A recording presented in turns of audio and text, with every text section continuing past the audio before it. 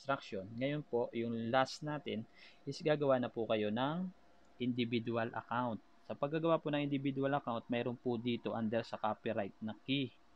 Yun, i-click po natin yung key.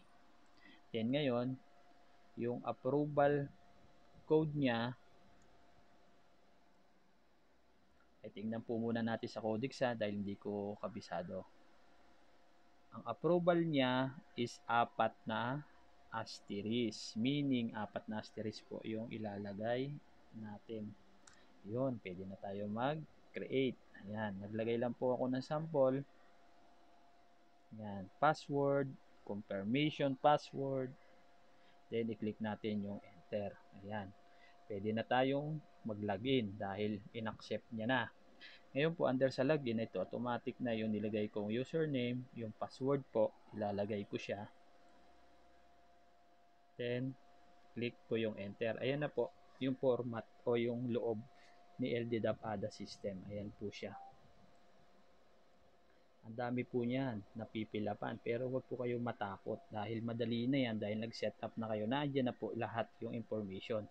Sa una po, yung office name na pinilapan po natin, ito po siya. O, ayan, nag-appear na po siya dyan. Ayan.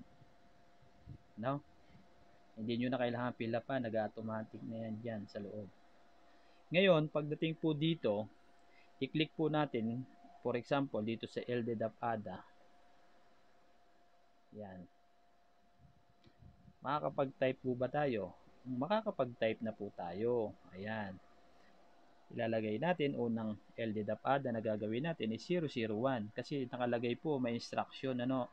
Huwag nyo pong i-ignore to, puro nakalagay. Standard LDDAP ADA number with 5-digit number. Ayun, yung sample niya, 001. O, ayan po, para hindi po tayo magkaroon ng error. I-follow po natin kung ano yung nakasulat na instruction.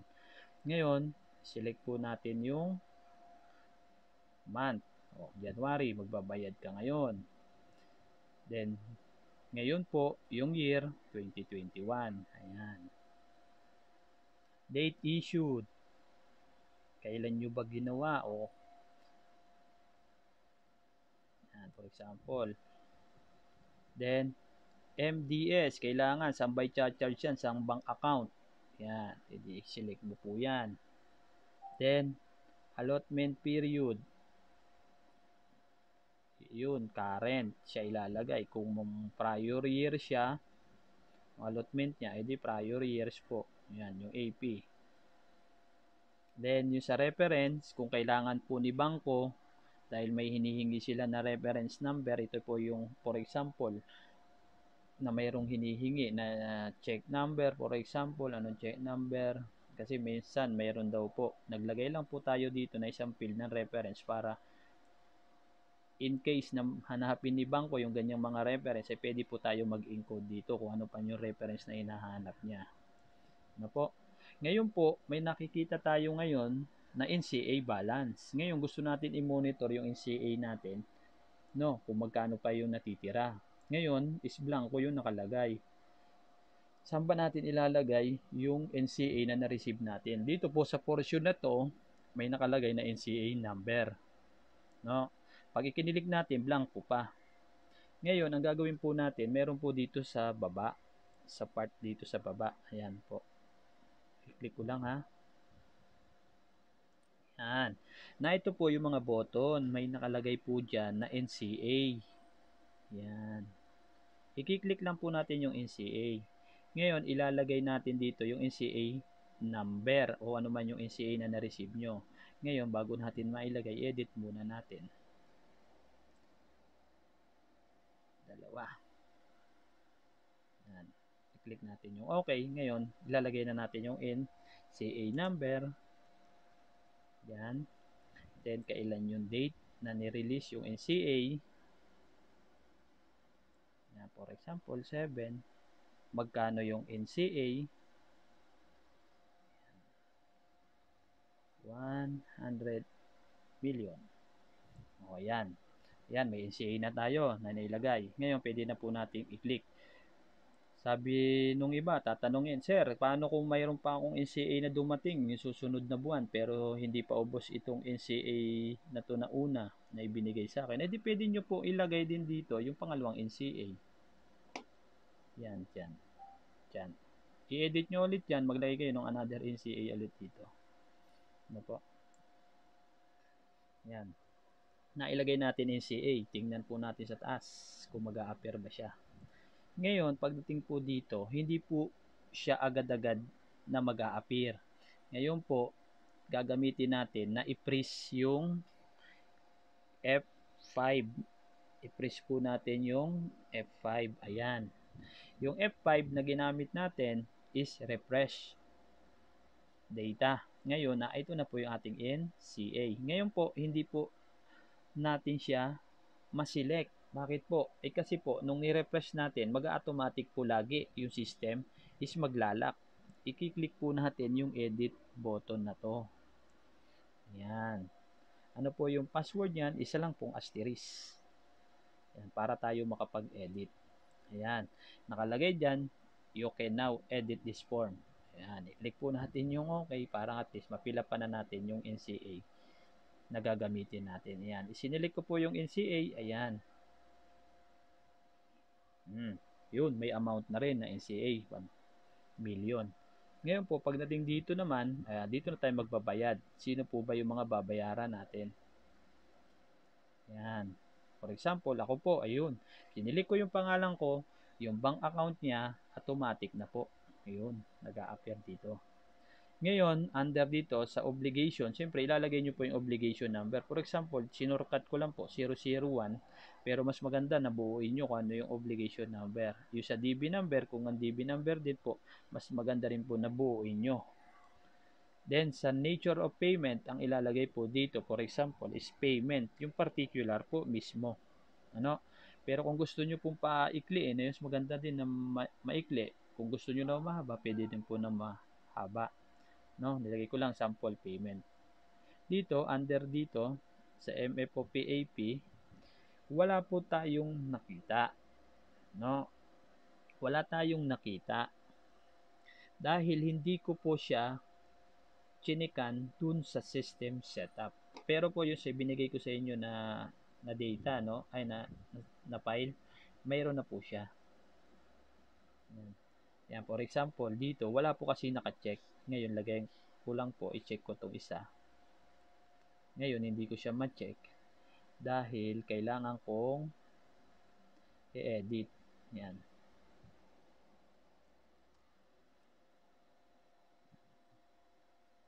I-edit ko na siya. Then, i-click ko na po yung, for example, itong isa, yung gas. Then, i-close ko na po ulit siya. Mayroon naman ako na-select na isa. Then, ipalo ko na rin. Check ko na rin yung object code kung may na-checkan ba ako under dun sa object code. Then, i-click ko lang po yung edit. Yan. Chinek ko lang po ha. Yan. Puntahan ko. Wala pa ako na-checkan na isa. Ngayon, dito po. Checkan ko po siya. Yan, na-checkan ko na po yung basic salaries. Yan. Ngayon, pwede na po tayo mag-proceed ulit dito. Then ngayon, i-press ko ulit yung F5. I-refresh ko lang. Yan, may lumabas po siya na ADA. Parang hinihingi ng system, parang may gusto daw ako ulit na gawin na bago. Pero i-click ko po siya. Yan, okay lang po siya. Yan. Yan. Hinihingi niya yung sort daw, yung ADA, sort number. Makikita po natin yan dito sa dulo. Ayun, hinihingi niya na kasi. Kasi nga, mayroon na tayong balak kasi nung una na gusto na natin lumipat ng ibang row. Pero sa atin naman is may kulang pa na kailangan. Kaya ngayon, pilapan din natin hanggang dulo dapat. Yun yung hinihingi niya na hinaharang po tayo. Ngayon po, na po yung basic salaries. Ito na po yung gas na MFOPAP at yung amount, magkano ba? For example is 9,000. Then magkano ba yung tax? 980.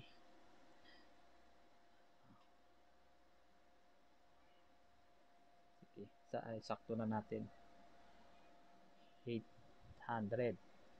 Meaning may 92. Ito po yung ating gross. Ayan. Tama po ano? Bakit sobra? 8, 9, 880. 8, 800. 8, 200. Yan. Yan po yung atin na net ngayon, ano? Yan, 9,000 total.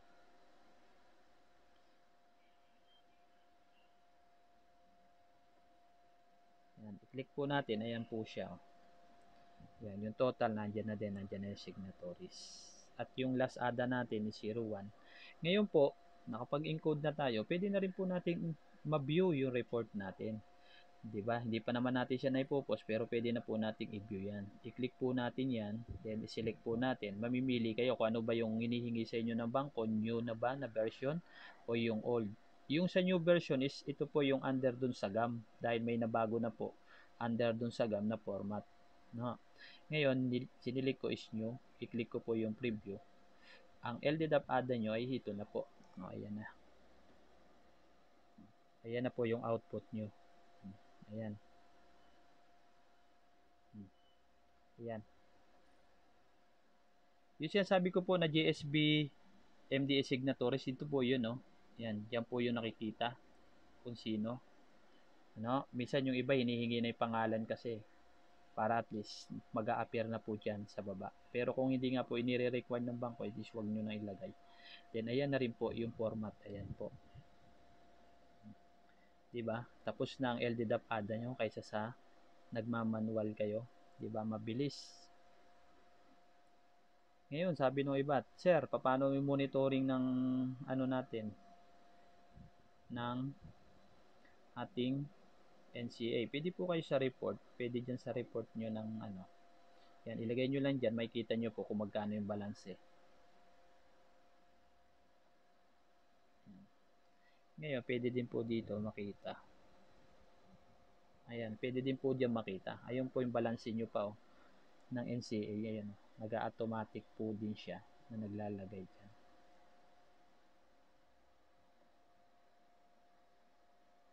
Ayan, may balance pa.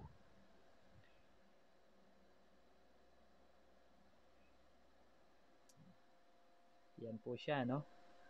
Yung ating LDDAP ADA system. Sana po makatulong sa inyo at ngayon po pwede na po kayo na mag-encode. Ngayon, gawin nyo na po siya ng maayos.